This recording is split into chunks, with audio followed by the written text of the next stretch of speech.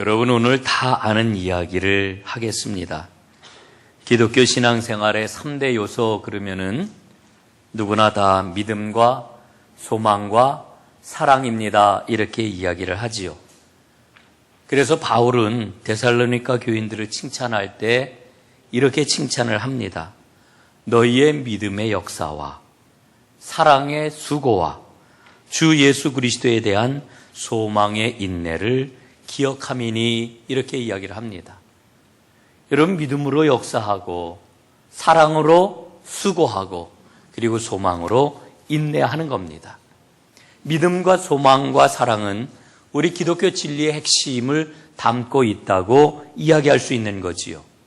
오늘 이 세 가지를 간략간략하게 살펴보고 특히 사랑에 대해서는 더 많은 시간을 좀 할애해서 살펴보려고 합니다. 첫 번째, 믿음입니다. 이 믿음은 힘과 능력이 나타나야 됩니다. 예수님의 말씀을 여러분은 기억하실 겁니다. 너희에게 믿음이 겨자씨 한 알만큼만 있었다면 이 산을 명하여 여기서 저기로 옮겨지라 하면 옮겨질 것이요. 이렇게 말씀했습니다. 여러분, 우리 안에 겨자씨만한 아주 작은 믿음만 있어도 여러분, 산이 옮겨질 만한 놀라운 일이 생겨난다라고 하는 겁니다. 우리는 주님께서 주신 그 능력을 소유한 사람들이지요. 바울은 빌립보서 4장 13절에서 이렇게 일러주고 있지 않습니까? 내게 능력 주시는 자 안에서 내가 모든 것을 할 수 있느니라. 여러분, 실제로 성경의 역사를 보고 교회의 역사를 보면은 하나님의 큰 일을 했던 사람들을 우리는 수도 없이 만나게 됩니다. 그런데 이 사람들에게서 공통적으로 발견되는 게 있어요. 그게 뭐냐 하면은 이 사람들은 한결같이 미약한 사람, 모자란 사람, 연약한 사람들이었다라고 하는 이 사실을 발견합니다. 이걸 보면서 우리는 놀라운 생각을 갖게 되지요. 여러분, 인간적으로 볼 때는 연약하고 인간적으로 볼 때는 허술하고 인간적으로 볼 때에는 문제가 있는 사람들이었지만 그러나 이들에게 믿음이 있을 때에 하나님께서는 능력으로 역사하셨던 것을 발견하는 겁니다. 사랑하는 여러분, 내 속에 계신 주님을 믿고 산도 움직일 만한 믿음을 가지고 앞으로 나아가는 여러분들 되시기를 주님의 이름으로 축복합니다. 두 번째로는 소망입니다. 여러분, 이 소망은 우리에게 인내하는 힘을 주지요. 예수님께서는 하나님께서 이루실 일에 대한 분명한 소망을 마음에 품으셨습니다. 십자가를 앞에 둔 절망적인 상황이었는데도 그 소망을 놓치지 않았습니다. 여러분, 그래서 겟세마네 동산에서 예수님이 기도하실 때 그 기도의 마지막이 어떻게 마무리가 되었습니까?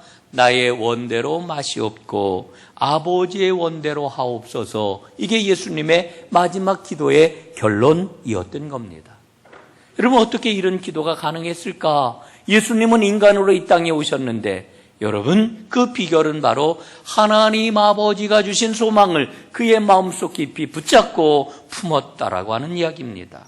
여러분, 그래서 바울은 로마서 15장에서 이렇게 말씀을 하고 있지요. 소망의 하나님이 모든 기쁨과 평강을 믿음 안에서 너희에게 충만하게 하사 성령의 능력으로 소망이 넘치게 하시기를 원하노라. 이렇게 말씀을 합니다.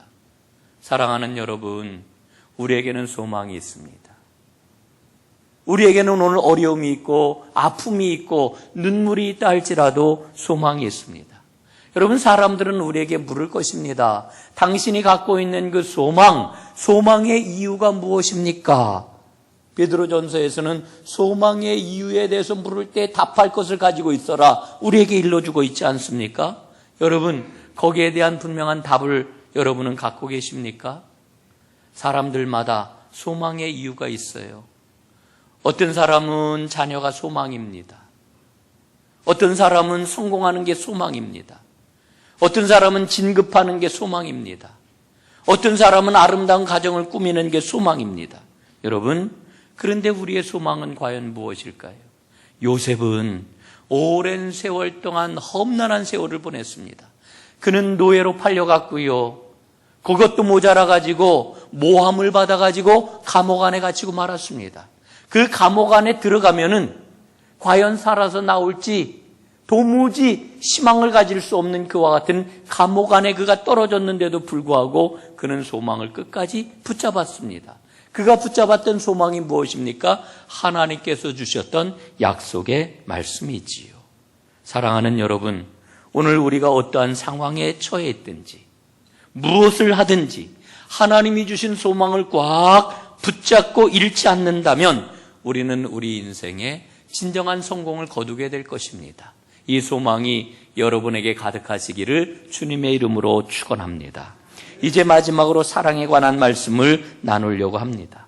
오늘 13절 말씀에 보니까 믿음과 소망과 사랑 이 세 가지는 항상 있을 것인데 그 중에 제일은 사랑이라 말씀을 합니다. 여러분, 왜 사랑이 제일일까요? 사랑이 왜 이렇게 중요한 것일까요? 삶의 원리이기 때문에 그렇습니다. 생명의 원리가 바로 사랑이기 때문에 그렇습니다. 여러분, 하나님이 온 세상 만물을 다 창조하셨지요.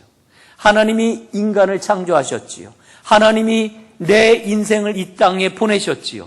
여러분, 하나님께서 세상을 창조하시고 나를 이 땅에 보내실 때에 어떻게 보내셨습니까? 하나님께서 사랑 가운데 보내셨습니다. 여러분, 오늘 우리가 생명을 가지고 살아간다는 이야기는 내 안에 생명의 원리가 움직이고 있다는 이야기입니다. 내 목숨이 붙어 있다라고 하는 것은 내 안에 사랑이 움직이고 있다라고 하는 그런 이야기입니다. 여러분, 하나님의 본성 우리가 어떻게 이야기합니까? 하나님은 사랑이시라 이야기를 합니다. 하나님이 사랑으로 온 세상을 창조하셨고 인간의 삶을 주장하십니다. 그러나 인간의 죄악으로 세상이 타락하고 말았습니다. 그래서 하나님의 사랑이 작동하지 않게 되었습니다. 여러분, 그래서 세상살이가 힘든 거예요. 세상이 얼마나 험합니까? 세상이 얼마나 악합니까? 여러분, 사람들은 어떻게 해서든지 속여 먹을 수 있으면 속이려고 하고 빼앗아 먹을 수 있으면 빼앗으려고 합니다. 여러분, 그 까닭이 어디에 있습니까? 죄악으로 인하여 타락한 이 세상에 하나님의 사랑의 원리가 작동하지 않기 때문에 그렇습니다. 그런 세상을 향하여 하나님 말씀하시지요. 하나님이 세상을 이처럼 사랑하사 독생자를 주셨으니. 여러분, 하나님의 구원의 역사는 사랑의 역사인 것입니다. 여러분, 우리가 조금 더 이 사랑이 너무너무 중요하다라고 하는 것을 조금 더 구체적으로 살펴보면은 믿는 사람들에게는 하나님께서 모두 다 은사를 주셨습니다. 또한 섬김의 삶을 살아갈 수 있는 은혜도 주셨습니다. 여러분이 은사와 섬김은 반드시 사랑을 통해 이루어져야 합니다. 왜 그럴까요? 여러분, 은사의 목적이 무엇입니까? 하나님께서 우리에게 은사를 주실 때는 개인적으로 그걸 가지고 자랑해라, 그걸 가지고 뽐내라 이러고서 우리에게 은사를 주신 게 아닙니다. 은사를 주신 이유는 오직 하나입니다. 하나님의 공동체를 위하여 선용해라, 유익을 끼쳐라, 이익을 끼쳐라 해가지고 우리에게 은사를 주신 것입니다. 여러분이 은사가 가장 풍성했던 교회가 어떤 교회입니까? 바로 고린도 교회입니다. 그 교회는 은사가 가득했습니다. 은사가 풍성했습니다. 여러분, 고린도 교인들 가운데는 방언을 하지 못하는 사람이 거의 없었던 걸로 생각이 됩니다.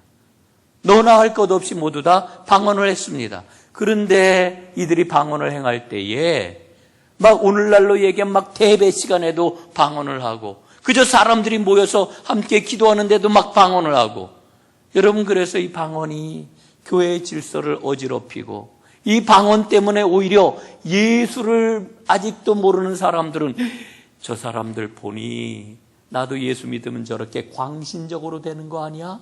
저렇게 막 이상해지는 거 아니야? 두려움을 갖게 되고 복음을 전하는데 오히려 방해 요소가 되었던 것을 봅니다. 여러분, 왜 그렇습니까? 그 안에 사랑이 없었기 때문에 그렇습니다. 여러분, 은사 가운데, 여러분 고린도 교회의 그 은사 가운데 이 지식의 은사라고 하는 게 있습니다.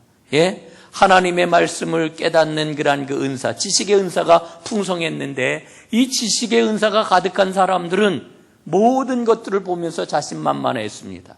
여러분, 그 당시 그 지중해 연안의 도시들은 전부 신전이 있어가지고 신전에다가 바쳤던 그런 그 고기를 시장에서 유통해서 먹었기 때문에 전부 우상에게 바친 그런 그 음식, 고기를 먹었던 겁니다. 그런데 이 지식이 풍성했던 사람들은 그 고기 먹는 게 하나도 꺼려지지가 않아요. 문제될 게 하나도 없어요. 그런데 그 교회 안에 믿음이 연약한 사람들이 있었습니다. 이들은 그 고기를 먹게 되면은 이거 우상에게 바쳐졌던 음식인데 이걸 먹으면은 이게 하나님의 영광을 가리우는 거 아닐까? 혹은 해를 받는 것 아닐까? 깨름직하고 마음의 두려움을 갖고 있었다라고 하는 거죠. 그런데 지식을 가진 사람들이 막 먹어요. 그걸 보면서 시험에 들기도 하고 믿음에 흔들림이 있었다는 겁니다. 여러분, 이 지식의 은사가 있었던 사람들이 고기 먹는 거 잘못입니까? 잘못이 아니에요. 그러나 그들 마음속엔 사랑이 없었어요. 그래서 이 믿음이 연약한 사람들을 배려하지를 못했어요. 그래서 그것이 이 고린도 교회의 큰 시험거리가 되었단 말입니다.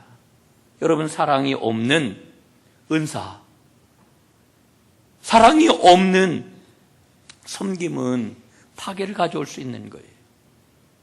여러분, 우리가 어려운 가운데 있는 노숙자들을 잘 한번 도와야지 하는 생각을 가지고 정성껏 음식을 준비를 해가지고 대접을 합니다. 그런데 여러분, 사랑이 없이 이 일을 하다 보면은요, 어떤 일들이 생깁니까? 그들의 인격을 손상하거나 혹은 자존심을 건드리는 아픈 말을 하거나 그래서 상처를 줄 수가 있습니다. 여러분, 아무리 어려운 환경에 있는 사람이라 할지라도 하나님께서는 인간을 고귀하게 만들으셨기 때문에 그 안엔 다 자존심이 있는 거거든요. 상처를 줄 수가 있는 거예요. 여러분, 은사와 섬김은 반드시 사랑을 가지고 행해야 되는 겁니다. 그래야 유익이 되고 그래야 하나님께서 영광을 받으시는 거지요. 여러분, 마태복음 이제 7장에 보게 될 것 같으면은 마지막 때에 주님 앞에 서는 사람들에 대한 이야기가 나옵니다. 은사를 많이 발휘했던 그런 사람들이 예수님께 인정을 받지를 못해요. 예수님 말씀을 하셔요. 나는 너희를 도무지 알지 못한다. 불법을 행하는 자들아 내게서 떠나가라. 예수님 말씀을 하셔요. 그런데 그 사람들이 어떤 사람들입니까? 예수님의 이름으로 귀신을 쫓아냈던 사람들이에요. 예수의 이름으로 병을 고쳤던 사람들이에요. 예수의 이름으로 온갖 가지 기적을 행하였던 사람들이에요. 그런데 예수님은 말씀을 하시기를 나는 너희를 알지 못한다. 그러니 불법을 행하는 자들아 내게서 떠나가라. 여러분, 우리가 주목해야 될 말씀이 뭐냐면은 불법을 행하는 자라고 하는 말이에요. 여러분, 뭐가 불법입니까? 예수님이 지금 말씀하고 계시는 불법이라고 하는 것은 사랑으로 행하지 아니하는 일, 이걸 불법이라고 말씀하시는 거예요. 불법이라고 하는 것은 어떤 법률을 위배하거나 어떤 것을 윤리적으로 도덕적으로 잘못했다는 말씀이 아니라 사랑을 가지고 행하지 아니한 일을 가리켜 예수님은 불법을 행하는 자라고 말씀을 합니다. 여러분, 사랑은 우리 그리스도인의 삶의 본질입니다. 신앙생활의 기초입니다. 우리가 흔히 그런 이야기 하잖아요. 그분은 신앙의 경륜이 깊어. 이 이야기는 무슨 이야기입니까? 사랑이 깊어진다는 이야기예요. 우리는 또 이런 이야기도 많이 하잖아요. 기도를 많이 해. 여러분, 기도를 많이 한다는 이야기는 사랑에 더 집중한다는 그런 이야기입니다. 그럴 때 우리는 하나님께 인정을 받고 영광을 돌릴 수 있는 겁니다. 여러분, 사랑은 거창하지 않아요. 거창한 게 아닙니다. 작고 평범한 것입니다. 오늘 성경 말씀을 보게 될 것 같으면은 내 몸을 불사르게 내어줄지라도 사랑이 없으면 아무것도 아니다, 이렇게 말씀을 하시는데, 여러분, 내 온몸을 불사르게 내어주는 일 얼마나 대단해 보입니까? 그러나 그게 사랑이 아닐 수가 있어요. 여러분, 인류를 사랑하는 것은 너무나 쉬워요. 나라를 사랑하는 거 쉬워요. 그래서 사람들은 모두 다 박애주의자이고 사람들은 모두 다 애국자입니다. 그러나 여러분 보세요. 매일같이 만나는 사람, 매일같이 얼굴을 대하는 사람, 여러분의 남편에게, 여러분의 아내에게, 여러분의 자녀에게, 여러분의 부모님에게, 여러분의 형제에게, 여러분의 친구에게, 특별히 여러분 매일같이 신앙생활을 함께하고 있는 믿음의 형제 자매들에게 우리는 과연 어떤 사랑의 모습을 보이고 있나요? 여러분 한번 보세요. 우리 동대문 지방에 다른 교회 아무개 권사님, 아무개 장로님 사랑하고 아주 참 좋습니다, 이렇게 이야기하는 건 너무너무 쉬워요. 그러나 우리 교회 안에서 매일같이 만나며 매일같이 함께 신앙생활을 하고 있는 믿음의 형제 자매들에게 행하는 일, 사랑이 쉽지 않다는 거 우리는 너무나 분명히 보지 않습니까? 저는 한번 차를 타고 가다가 라디오에서 나오는 방송 설교를 들었는데 그날 제가 깜짝 놀랐어요. 내가 이렇게 몰랐구나. 또 은혜가 되었어요. 뭐냐 하면은 사랑은 부자연스러운 거다라고 하는 그런 이야기였습니다. 사랑이 부자연스러운 거래요. 아니, 사랑이 왜 부자연스럽지? 사랑이야말로 인간의 본성이고 가장 자연스러운 건데 아니 왜 사랑이 부자연스럽다고 얘기를 하는 걸까? 여러분, 불친절한 게 자연스럽고 친절한 게 부자연스러운 겁니다. 시기하고 뽐내는 게 자연스럽고 겸손하게 자기를 낮추는 것이 부자연스러운 겁니다. 교만하고 무례한 것이 자연스러운 것이고 사람들을 사랑으로 대해주고 이해하고 낮아지는 것, 이건 부자연스러운 겁니다. 여러분, 이게 무슨 이야기입니까? 타락한 본성에 거스르는 게 바로 사랑이라고 하는 거예요. 여러분, 사랑하기가 쉬워요? 사랑하기가 어렵습니다. 왜냐하면 부자연스러운 거기 때문에 타락한 본성을 갖고 있는 우리에게 사랑한다라고 하는 것은 너무나 힘들고 어려운 일이기 때문에 부자연스러운 거예요. 그냥 자연스럽게 살아가면은 나를 중심으로 나를 편안하게 하는 그 일에 그냥 아무 신경 쓰지 않고 살아가면은 된다는 거지요. 여러분, 우리는 사랑하려고 마음에 결심을 해요. 우리는 사랑하겠다고 하나님 앞에 기도를 해요. 그리고 이렇게 살아가야지, 이렇게 이제 마음을 먹고 살아가는데 여러분은 어떻습니까? 잘해보려고 그러는데 잘 안 되잖아요. 감정이 확 하고 올라오잖아요. 그래서 화를 내고 상처를 주잖아요. 그러면 사랑에 실패하는 겁니다. 여러분, 그러나 우리가 사랑에 실패할 때 이때가 바로 하나님이 주시는 은혜의 기회입니다. 내 힘과 내 능력이 아니라 주님의 도우심과 주님의 은혜를 구해야 합니다. 그래야 우리는 진정한 사랑의 길을 걷게 되는 거지요. 여러분, 빌립보서 2장 5절에 보면은 우리에게 어떤 말씀을 주십니까? 그러므로 너희 안에 이 마음을 품으라, 곧 그리스도 예수의 마음이니. 여러분, 이때가 바로 예수의 마음을 구해야 될 때, 예수의 마음을 구하게 될 때에 우리의 마음에는 주님의 마음이 움직이게 됩니다. 그래서 긍휼의 마음을 갖게 되고 연민의 마음을 갖게 되고 이해하는 마음을 갖게 되는 거지요. 여러분, 사랑만이 영원해요. 오늘 말씀의 결론입니다. 사랑만이 영원한 겁니다. 여러분, 주님을 만나면 모든 은사들은 다 필요 없어요.